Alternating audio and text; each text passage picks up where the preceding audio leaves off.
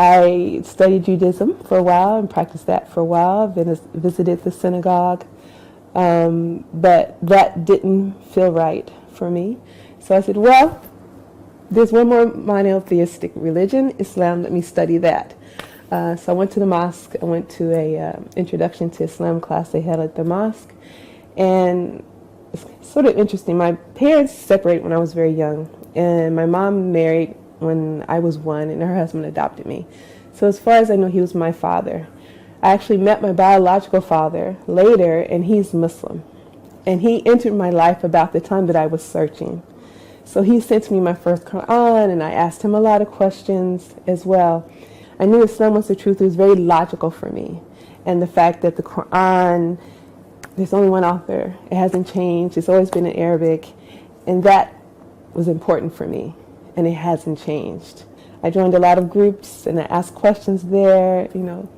I have a reputation for thinking too much, and my dad actually told me that. He's like, "You're overthinking this. Do you believe it or you don't?" But I always had more questions. The biggest concern was my family.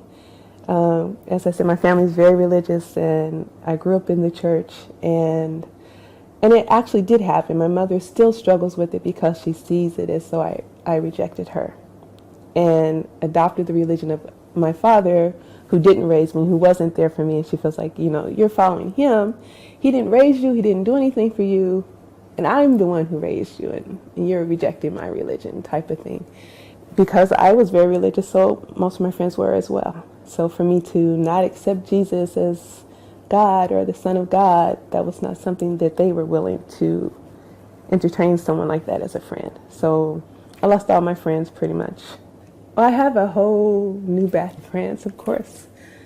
A better relationship with an understanding of who God really is because of Islam. Because, with Christianity, and I don't like to put down another religion, but with Christianity, you have this whole thing. We have to make all these analogies. It's a group of grapes, and one grape is this, or it's water and ice and snow, and they're all forms of water, and an egg and a shell and a yolk, and, all these things. And you don't have to do that with Islam for Allah. It's just, he's God, the one and the only, I chose to be Muslim, and being Muslim is what I want to be. No one forced me on it, and I'm happier.